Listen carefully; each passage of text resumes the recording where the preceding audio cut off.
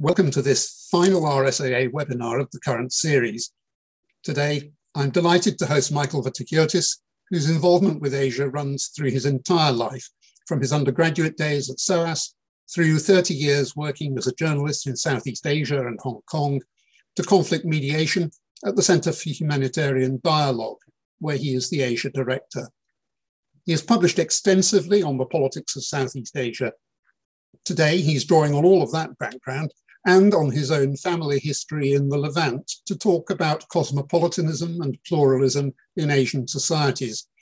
It is a topic and a historical reality that is easily forgotten against the background of polarized ethnic, religious, and community relations that have dominated the Middle East and other Asian societies in recent decades. It's worth remembering that it was not always so. And joining Michael in discussion today is another former journalist, similarly drawn in his later career into aspects of intercommunal relations, Christopher Gunness.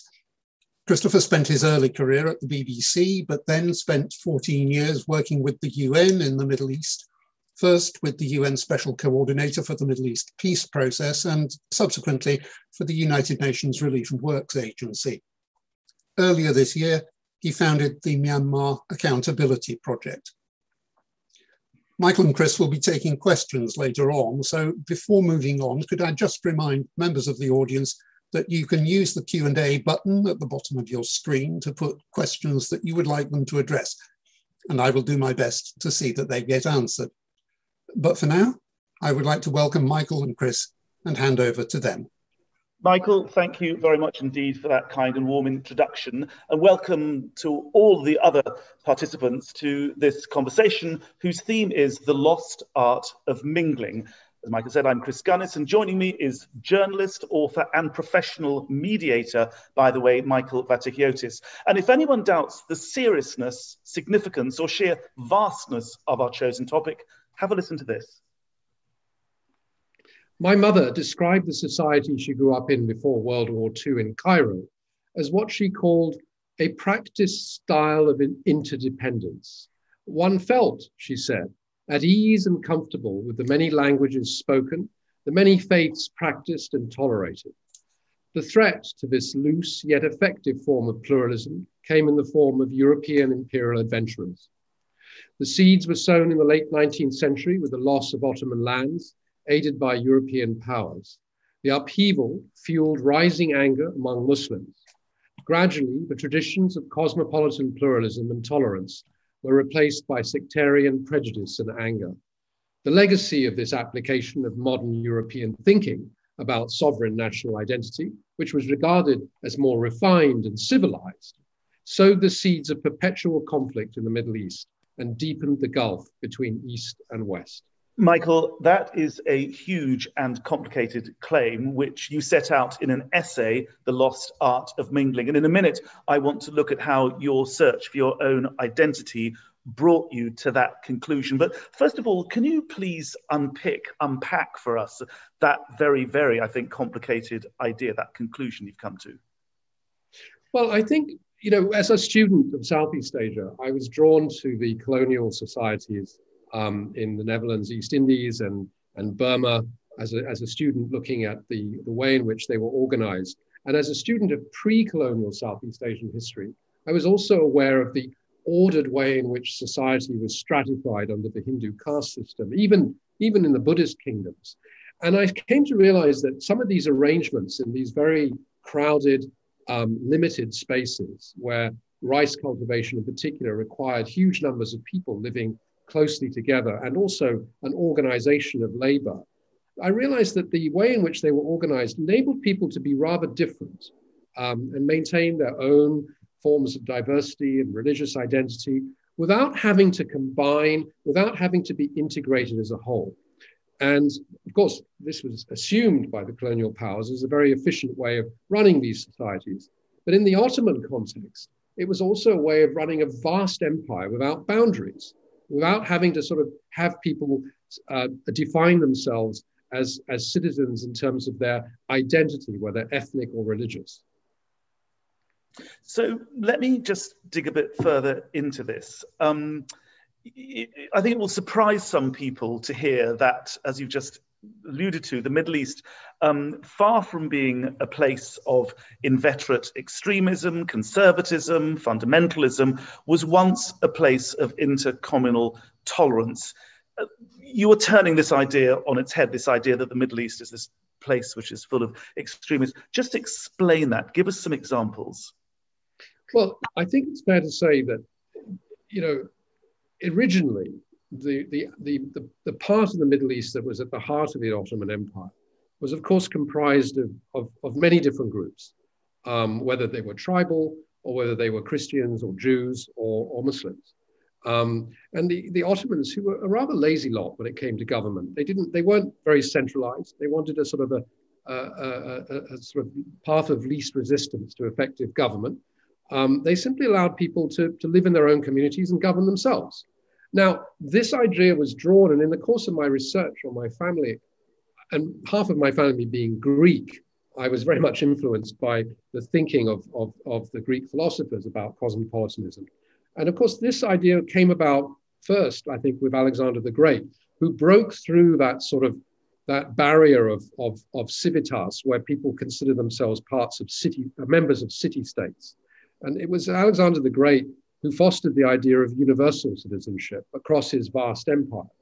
And then that was transferred to the Byzantines, and then the Turks simply picked it up from the Byzantines. That this idea that you could belong as a citizen of empire, but you didn't have to conform to a particular identity. Now, it has to be said, and there will be naysayers saying, but wait a minute, didn't the Ottomans tax the Christians at a higher rate than the Muslims? Didn't they treat them badly? Of course. That's not to say it was devoid of prejudice, unfairness, and inequality. But compared to what was happening in Europe at that time, from about the 12th, 13th century to the modern period, where Jews were expelled, Protestants were expelled from Catholic lands, Catholics couldn't live in Protestant lands, on pain of being beheaded. This was a much more tolerant environment. And that all got swept away with the colonial era. Now, Michael, I want to get onto your family history in a second, but before we do, your idea about the loss of pluralism stretches way beyond the Middle East. Indeed, in your essay, as much as in your book, you argue that the hardening of boundaries between states and within states, because of that, the overarching idea of human values, this global notion of values, is itself eroding. The idea of global civilization, as you put it, is under threat, if not quite dead yet. Talk me through that. Let's move beyond the Middle East. Well, certainly one of the modern plagues in the part of Asia that I live in Southeast Asia is, of course, the rise of identity politics. And, I think it's fair to say that while the Ottoman system was swept away and the Middle East became a great crucible of prejudice and intolerance, actually in many other parts of Asia, it survived a much longer time into the post-colonial era. These great plural societies became embedded in the nation building of the post-colonial era, where, constitutionally people were given the same rights, whether they were Muslims, Christians, Buddhists, Hindus. There was an enshrinement of this diversity in the way in which these modern states were established after the colonial era. Indonesia being a good example, but also Malaysia, Burma, a problematic one. But nonetheless, on paper, enshrines that diversity captured by pluralism. It started to be eroded very, very much in our own modern period, post the turn of the century, with the export of this intolerance and religious extremism, and I think also a great deal of economic strife and stress that forced people to take refuge in their religious and ethnic identities. And so, whereas it survived, I think, a much longer period in Asia, it's also started to be eroded. Now, I want people to understand that this thesis, these ideas came about because Michael began a journey into his own past, his own identity, and traced his own family history, crisscrossing the world, particularly the Middle East. And full disclosure, it ended up in a book, Between the Lines, A Journey in Search of the Lost Levant. Michael, take us back. How did this book all begin?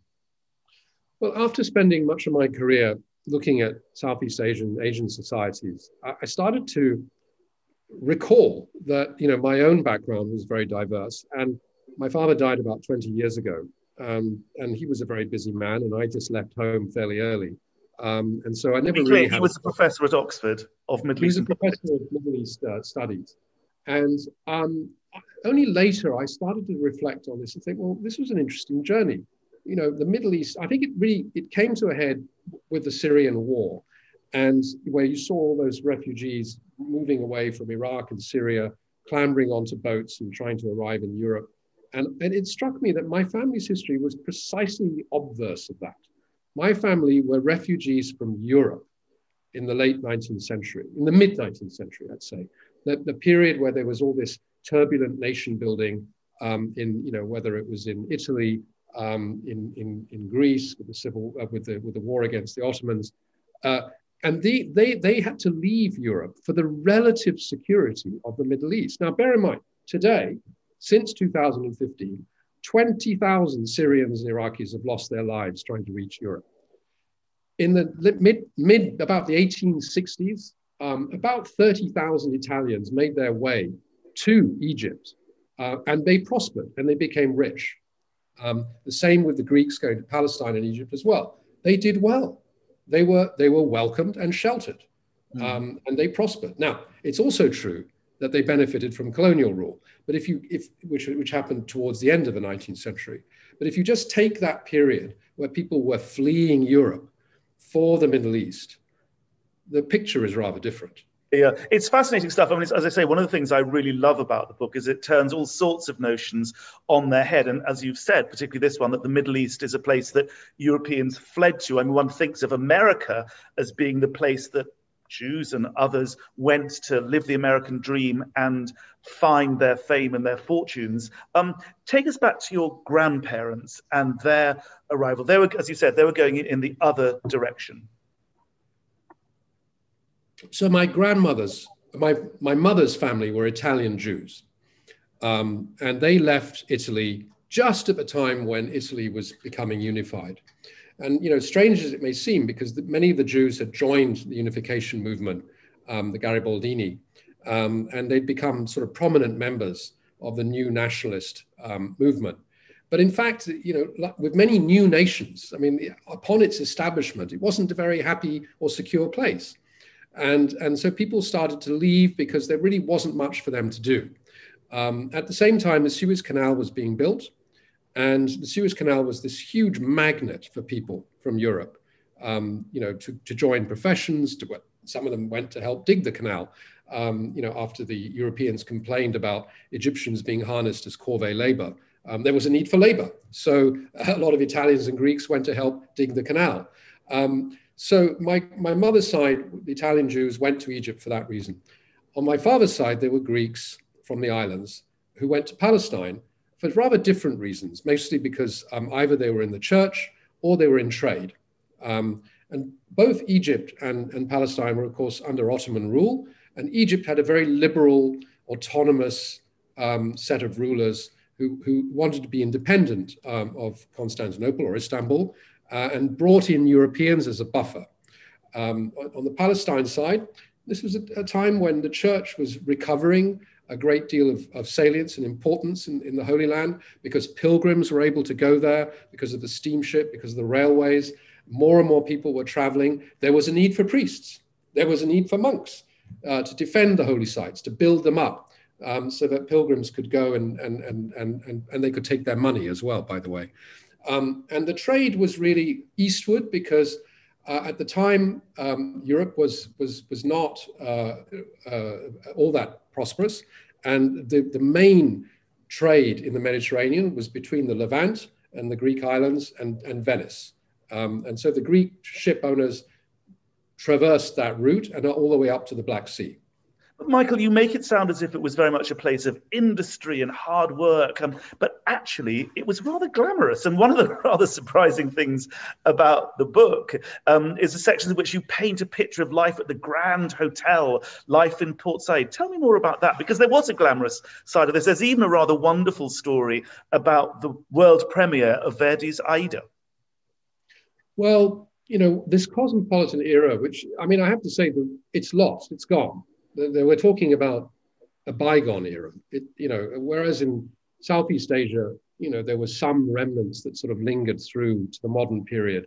1956, the year before my birth, was really the end of it, the Suez Crisis. And it was actually very hard to sort of look for the remnants because it was mostly old stones, old buildings, and not even really memories. And one of the most important events at the time was the opening of the Suez Canal in 1869, for which Verdi, Giuseppe Verdi, the father of modern opera, was commissioned to write an opera, which was Aida. And its premiere was given in Cairo in 1871. And it was the probably most important operatic performance outside of Italy, that the world had ever known. It was not really, as far as Verdi was concerned, ideal, because it was not for, as they say in Italian, the popolo. It was an elite affair, and people paid their for the boxes in the opera house, they almost paid their weight in gold. So it was a very significant moment in Egypt. It signaled this opening up of Egypt as the rulers would see it, as part of Europe. Michael, I'm very curious about your grandfather, Richard Mumford, partly because we're both journalists, and he himself, Welsh Catholic from farming stock, ended up working for the News of the World. Now, explain that to us, please.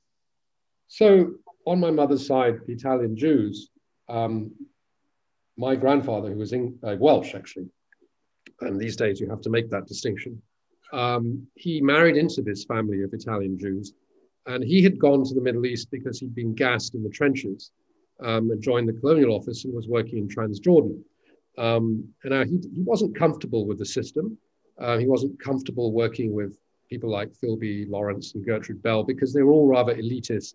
And he was a man of relatively modest background, a typical Edwardian journeyman, I would say, in the sense that, he went to a grammar school, he became an apprentice, as you say, at the News of the World.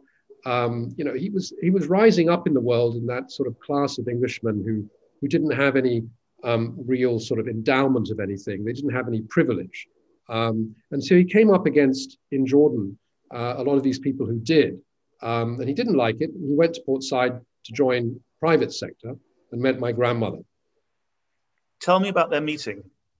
So I think I obviously wasn't there, but I do know that they met at the Hotel de la Poste in Port Said, which still stands. It's still there. A very elegant city. For those in Southeast Asia who know Penang in Malaysia, Port Said is very much the Penang of the Middle East. It was modeled in the same way, with broad avenues, with the 5-foot way, although actually in Egypt it's sort of slightly wider, covered porticos, very modern buildings for the time. And it was, one of the most important ports in the world from the opening of the canal for the next, 70 or 80 years. And of course, the canal is still a vital waterway. And they met there at a tea dance. Okay, we'll leave your family history, we'll park it for 1 second. The Suez Canal, which you've mentioned, functions almost as a sort of central image in the book. Through it and through its story, you map these huge historical sweeps as the Middle East comes from the sort of colonial world through to the post-colonial world, the rise of Arab nationalism. Just talk our audience through that huge sweep, that big historical backdrop to your story, your family's story. Well, it really was a bit of an eye-opener for me to recognize that the center of gravity really was the canal, because even though it's an ancient concept, the crossing, dividing the isthmus or building that route between the Mediterranean and the Red Sea, it was always a traditional crossing point for trade. It was only when the canal was built and when you had the combination of that plus these rulers rather liberal rulers who were themselves European, by the way. I mean, they were Albanians, who decided that if they brought the Europeans to Egypt, then Egypt would become a modern country in the European mold. And there were many firsts. I mean, Egypt had the first railways, the first post office in Africa. They had, they really were the modernizers of, if you classify Egypt as part of Africa. And the city of Cairo at one point was essentially a facsimile of Paris, in the same period in parts of the city. And so this incredible, it wasn't just cosmopolitan, it was modern. It was modern and technologically advanced. And that was all serviced by Europeans for the most part. I mean, Armenians as well, Sephardic Jews from the East, but mostly Europeans.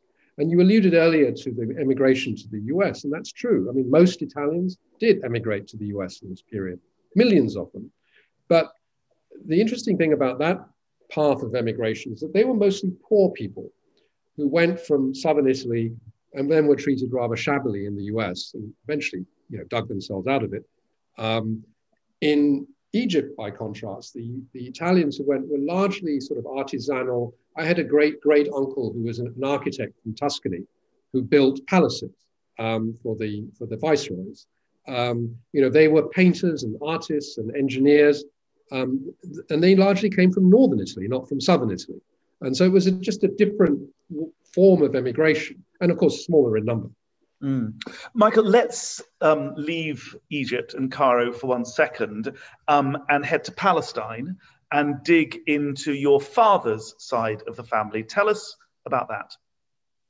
So the church, I discovered, was very important. We are Greek Orthodox, and the Greek Orthodox Church considers itself, of course, to be the foundational church of the Christian faith. As the Greek patriarch in Jerusalem put it to me, he said, "We are the owners of the blood and the stones. We are the true righteous faith. Everyone else is just a text," which I think is a remarkable statement.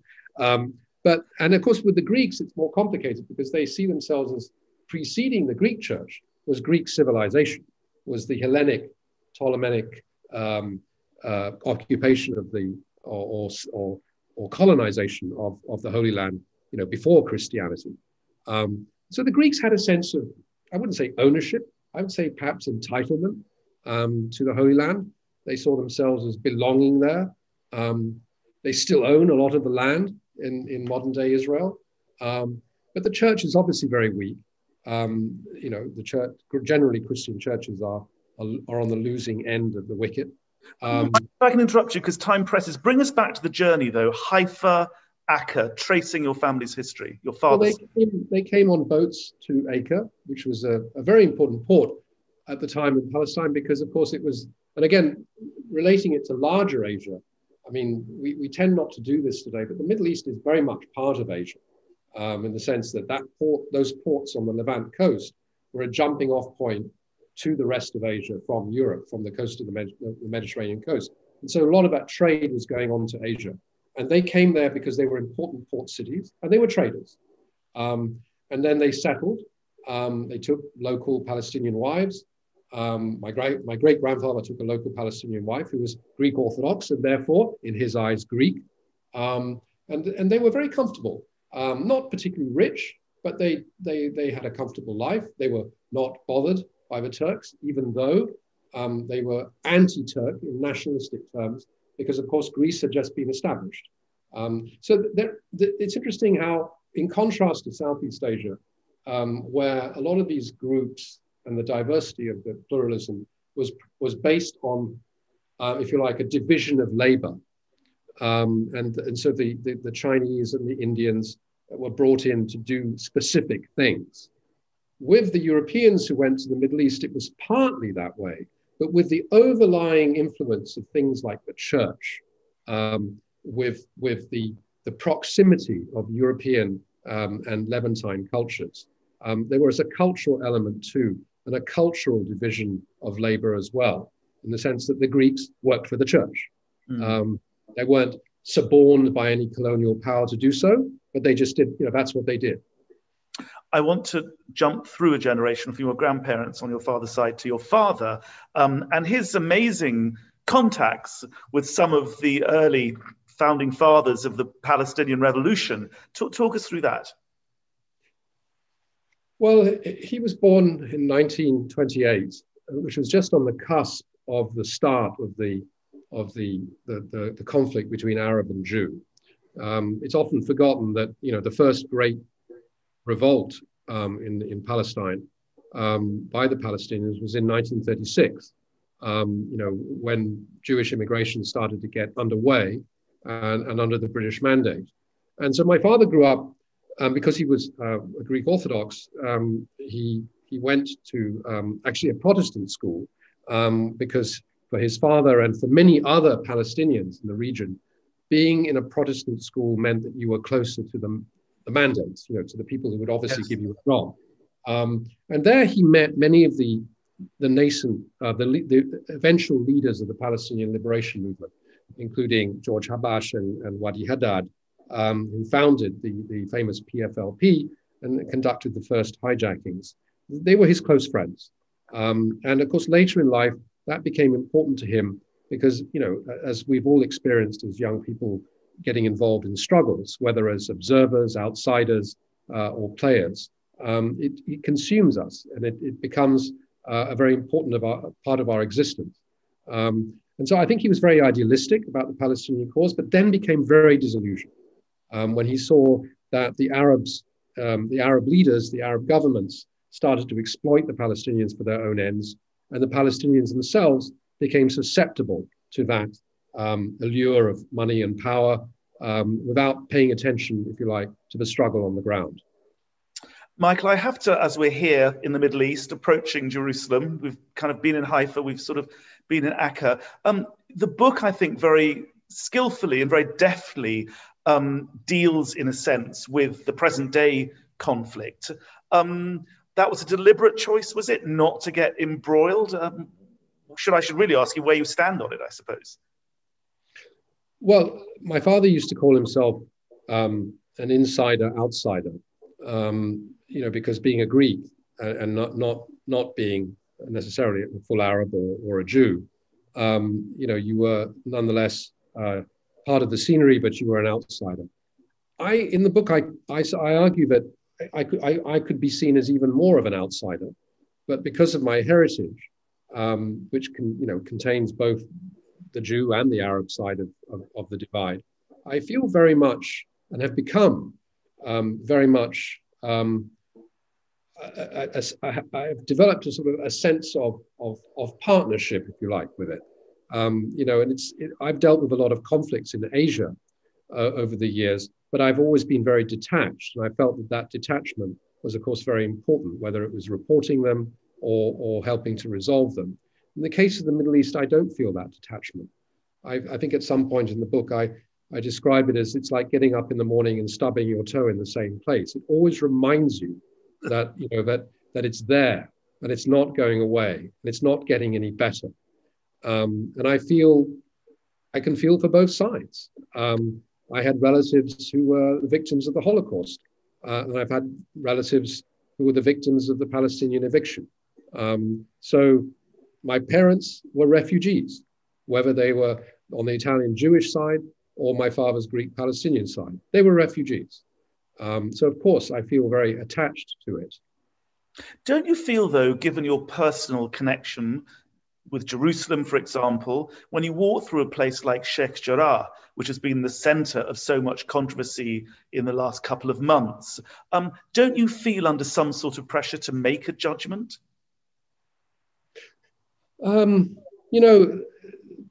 Part of the Levantine culture is this sense of a composite identity, and it's described, I think, by the great novelist Eric Ambler in a novel he wrote set in the Levant.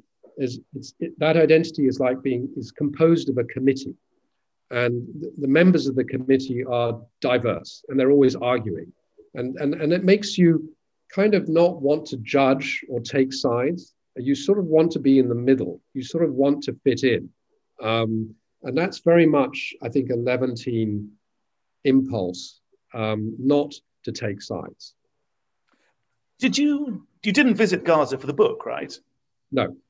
Did you feel you should? I mean, do you think that actually going to Gaza and understanding what's going there is part of the process of actually understanding the conflict now? And by the way, Michael, you very elegantly and beautifully avoided my question about taking sides, and I completely respect the fact that you haven't. But on Gaza, what are your thoughts?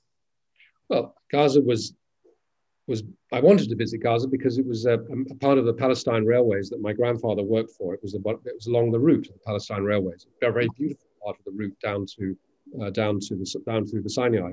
But you don't have to travel to Gaza to see the problem. You just have to travel outside Jerusalem and try to get to areas in the West Bank, or try to find Palestinian villages and communities and try to visit people, and then mistakenly say, oh, well, why don't we just meet over here? And they say, no, I can't do that. I can't go there.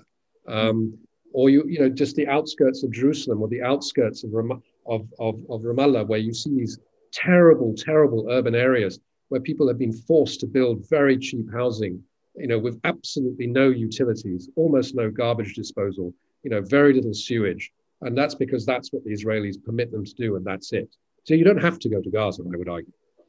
Now, Michael, this conversation, a bit like your book, weaves this personal narrative, this family journey, this voyage, this epic voyage, through the geography, the history, the sociology, the religion. But I want to return to pick up the family threads. And it's now the mid-20th century. You're about to be born, and your parents come back to they leave the Middle East. Tell me about the circumstances of their departure. Well, my father, like many people of his generation, had the opportunity to go to the United States and further his education, and that was seen at the time as the place to go. I would argue that he later moved to England because, having grown up in the Mandate of Palestine and his grandfather being a British civil servant, I think he felt the call of the metropolitan center. And I think he was rather uncomfortable in the United States for that reason. It was a bit sort of wild and woolly for him. My mother went to England after her father went to England because the Egyptians essentially it's not fair to say that they expelled foreigners. They just made it very difficult for them to stay, and they demanded much more from them after the Suez crisis. And so you were lucky to get away with your wealth if you had any. And so people just had to leave. It's never been an expulsion. It wasn't quite the same as what happened in Israel. But there was a lot of anti-Jewish feeling. There was the great rampage of 1951, where the Cairo fires, where they set fire to the European parts of the city. It was made very clear that they were no longer welcome, and so they left. Oddly, I had a relative who stayed, and one of the saddest things in that whole journey was discovering this second cousin of my mother, who lives in an old people's home in Cairo, and lives on an Egyptian pension, but is Italian, an Italian Jew. Why didn't she go with the rest of the family? I mean, this was their home. And I think, when I say that they left as refugees, they did leave. There's my grandfather on his CV when he arrived in Greece, a country he'd never been to, even though he was Greek. He put on his CV that he's a refugee from Palestine. So your father from America leaves, having worked as an academic, and then goes to North London. That's quite a trajectory. Yes. It was, and I grew up in this very mundane environment. That's why, in many ways, I didn't really discover all this until much later, because it was a very, North London and the society we grew up in the UK through the 1970s and 80s and 90s was a great land of opportunity. There was, pluralism was also taking hold. There was that nasty sort of sense of racism when I first arrived. I was teased at school for having a foreign name, but it got better, right? I mean, there were opportunities for all, and of course, people would argue that now it's not the same.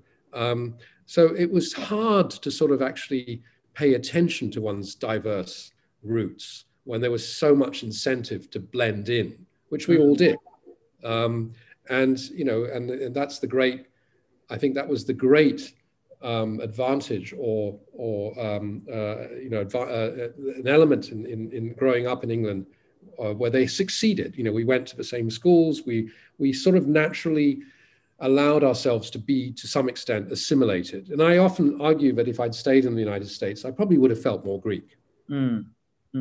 And Michael, I mean, you talk about your sort of feeling the need to pass, as it were, the need to feel assimilated. When you look at the UK now, given what the country's been through in the last 5 or 6 years, what were the lessons?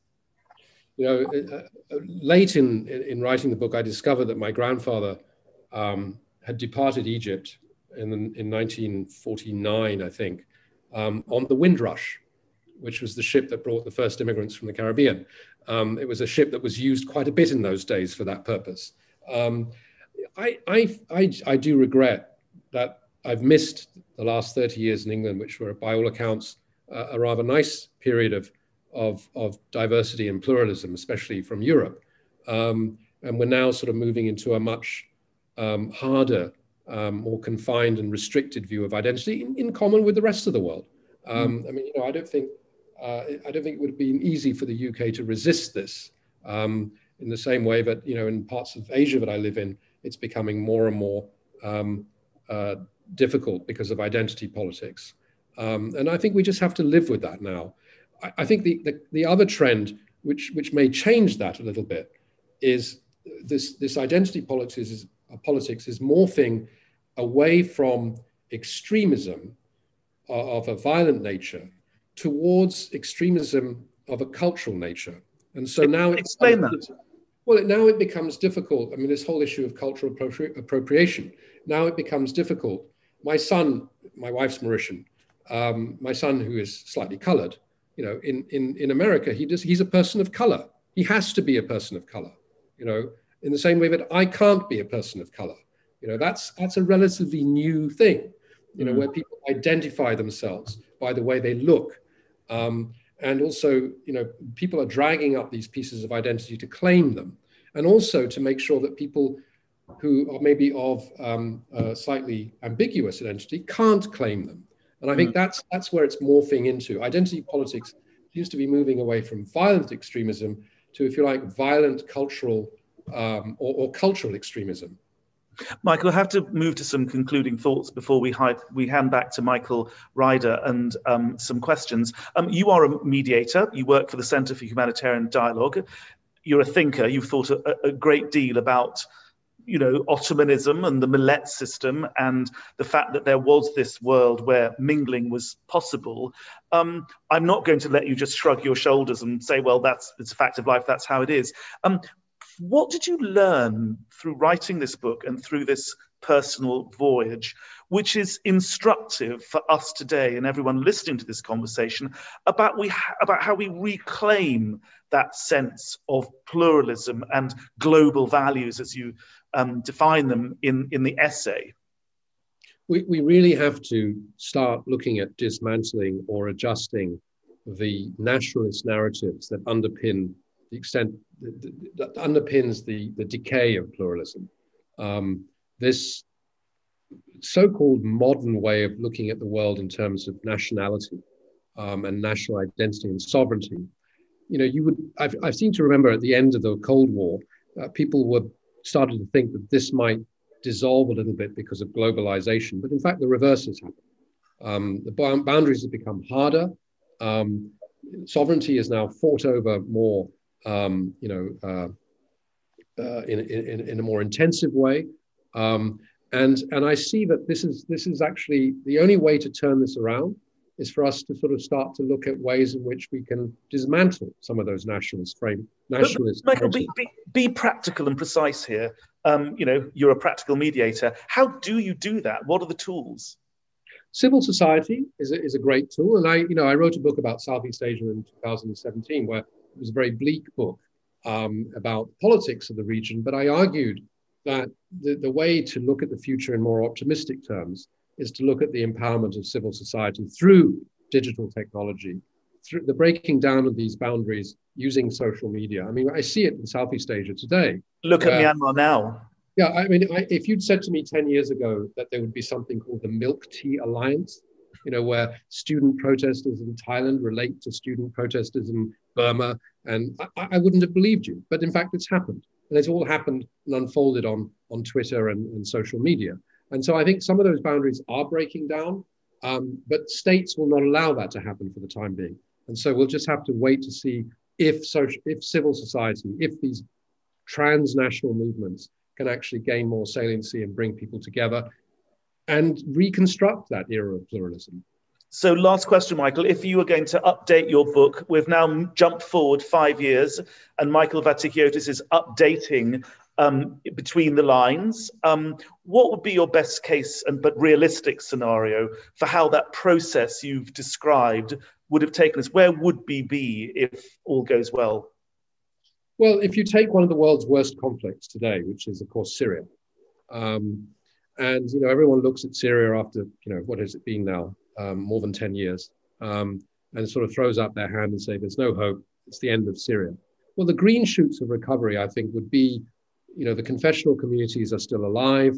There's a form of decentralization that allows them to sort of recreate, in a way, obviously out of the ruins of formerly proud cities like Aleppo and Homs and Idlib.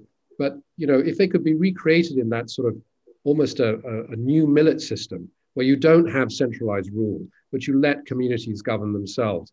Because the only way to accommodate a sort of a peaceful context would be to sort of allow Bashar al-Assad to stay in power, but not necessarily to have complete control over the country. And so a form of decentralization, it's an idealistic way of looking at things. It is possible, though.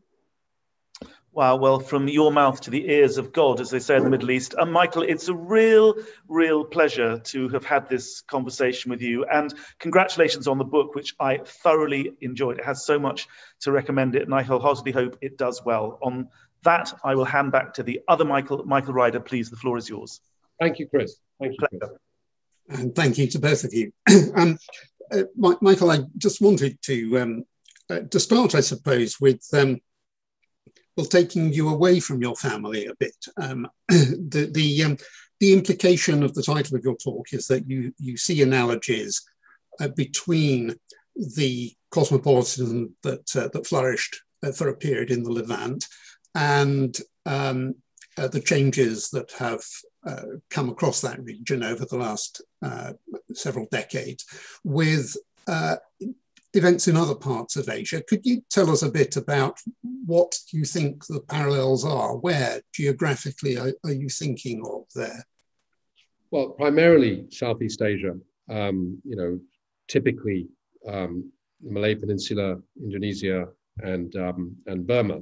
I think it's also important to look at South Asia as well in this context now, because what we're seeing today with the Modi government is also a deconstruction of the remnants of a diverse, plural society, albeit enshrined in the union system in India for many years, where, remarkably, you had the states of India were more or less defined by ethnic and not so much religious, but certainly tribal and ethnic identities. Kerala are Keralites. The Gujaratis, have their own state or two states. Bengalis have their own state. And this worked very, very well for a long time, a sort of uneasy form of centralized rule. But the tolerance for diversity, at one point, I think when Narendra Modi came to power, he tried to get the people of South India to write government memos in Hindi instead of English. And they said no. But you see it chipping away even at that sort of rather glorious diversity on the subcontinent by the imposition of Hindu nationalism. I think we're seeing in Southeast Asia something of as I say, an abetting or rather a waning of the worst forms of identity politics extremism.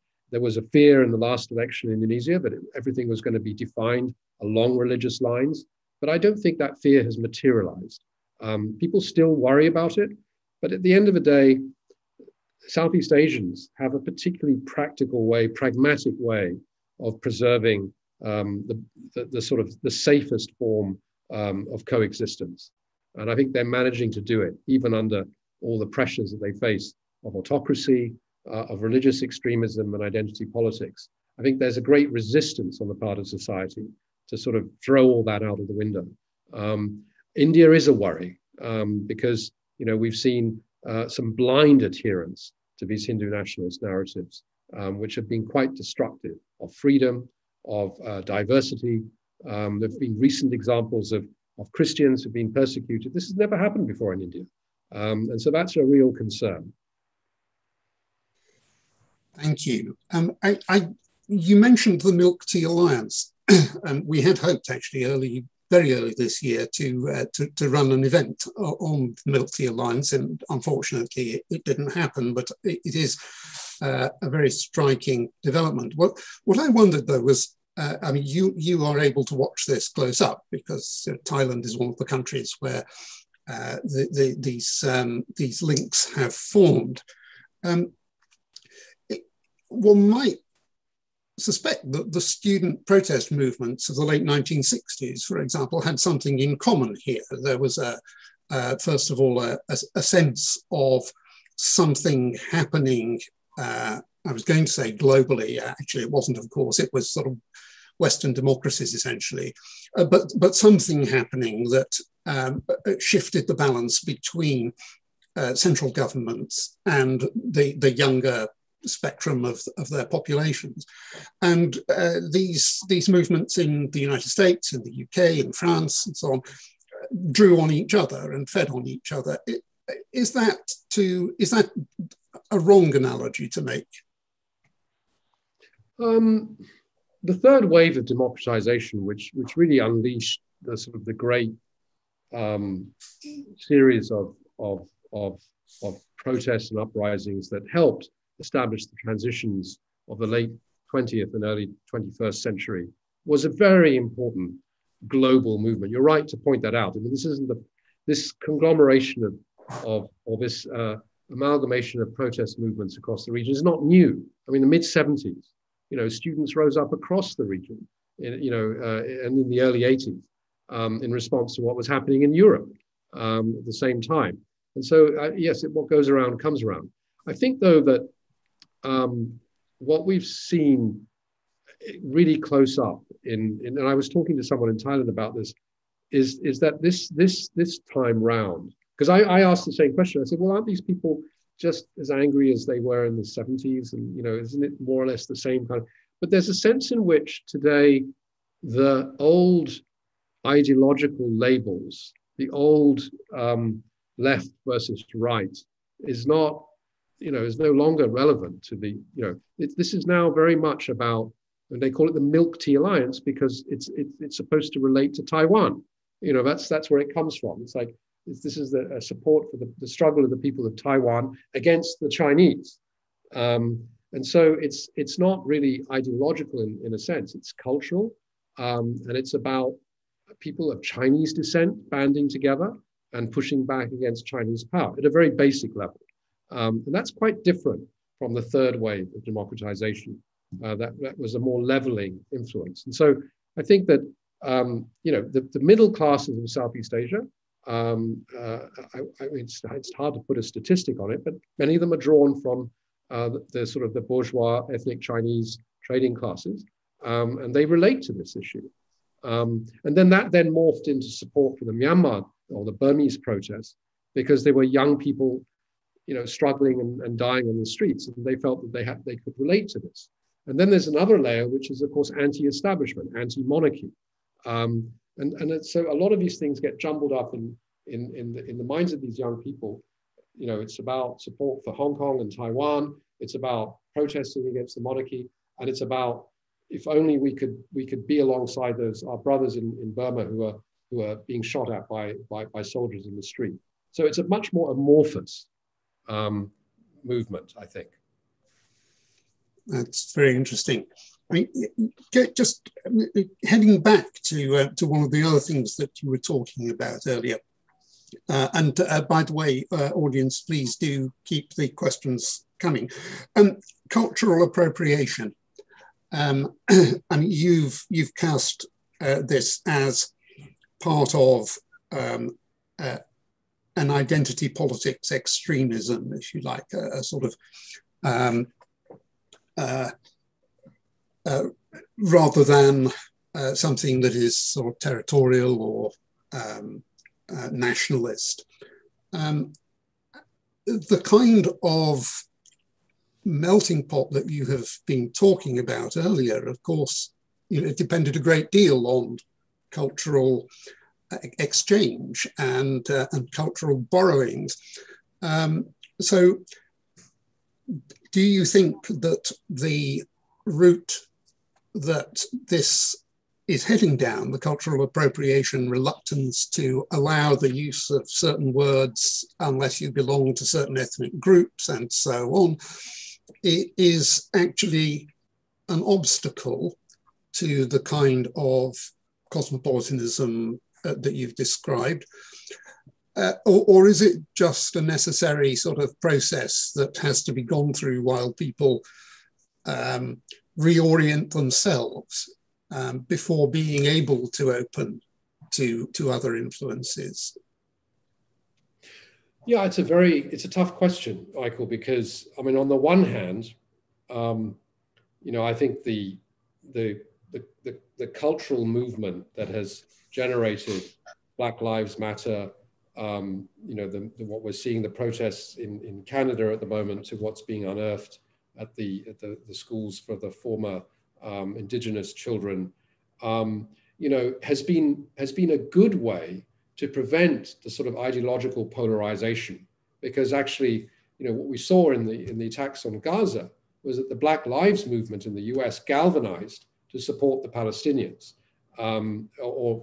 That's probably an exaggeration, but the way in which young people, even young Jews in the US, felt that it was now important to take up that struggle of identity, had a sort of leveling effect. And so the old Cold War, the old geopolitical divides were more difficult to ply because, governments found that their own population was no longer just swallowing that simple narrative, say in the Middle East, of Palestinian terrorism, poor defenseless Israelis. So on the one hand, it's not such a bad thing. On the other, in terms of preventing polarity and hopefully also achieving a degree of justice. But on the other hand, it is actually putting up new boundaries, and it's making it difficult to cross those boundaries. Because I can't explain my identity in terms of being either a person of color or being a Jew. I'm actually somewhere in the middle of, a sort of a DNA cocktail that is very hard to explain. And therefore, those boundaries that are being thrown up to protect cultures and identity can also be barriers to pluralism. If people want to sort of maintain them in a very hard way and say that you don't have the right to talk about this because you're not one of us. I think many writers that I know are very concerned about the impact that has on freedom of speech. So I think it's a bit of both. It's been good because it's prevented states from sort of shoving down the throats of their citizens a narrative that's based on geopolitics. But it's been bad because it sort of sets up these boundaries that you can't easily cross. And so I hope that answers the question, but it's something, it sort of worries me and pleases me at the same time. Thank you. It is a very difficult question. You mentioned Canada and the discoveries that have been made there recently, involving the suppression of native cultures and native identities. And on one level, I suppose what we should really be surprised about is that we hadn't been aware of it earlier, because it seems to happen everywhere. Australia has been wrestling with this for some time. The Chinese are actually doing it at the moment, of course, in Xinjiang with the Uyghur. But they, I suppose, then represent an example of what you just described as national governments shoving identities down the throats of people. But it's proved remarkably difficult to obliterate these identities. I mean, of course, people suffer terribly, but they don't seem to go away. Indeed, they resurge. Would you, looking at your experience around Asia, are there examples where national governments have handled these sorts of things more effectively? Because suppression is an awfully common response. I mean, it's only a few hundred years since England was prohibiting Scots from wearing tartan and kilts and things. Well, I think the other thing that's emerging, and you see this in modern literature, that there's a tendency now to reflect on some of that history that you just mentioned. And, you know, I mean, some of the, if you peruse the sort of the bestseller lists now in the UK, the books that are being written about imperial amnesia are sort of rising to the top of the lists. And I think this is, again, part of this thinking about identity and how it relates to the here and now. You know, I'm thinking of, for instance, Empire Land, and then there's another one that's come out recently, both by South Asian writers who see themselves as very British, but really want to remind people of that past, because they see it now as very salient to the present. I mean, all the sort of statue removals that we've seen, and I mean, this has now come back to the fore. And I think in Asia as well, if we take this geopolitical struggle between China and the United States to its logical extension, it's going to run up against the colonial narrative, where the Chinese will simply say the First and Second Opium Wars and the Japanese invasion in 1937, that was colonialism. And we have something in common with the rest of Asia. And so I think we have to be very careful as how we think that in the modern context, we can talk about what is good and what is bad, because history is coming back into vogue. People are starting to use history as a weapon. And I think that it's linked to that sort of cultural boundary setting that we're seeing, because, you know, people will simply remind you that not so long ago, the holders or owners of the rules-based orders were in fact oppressors. And that narrative is marching back in Asia.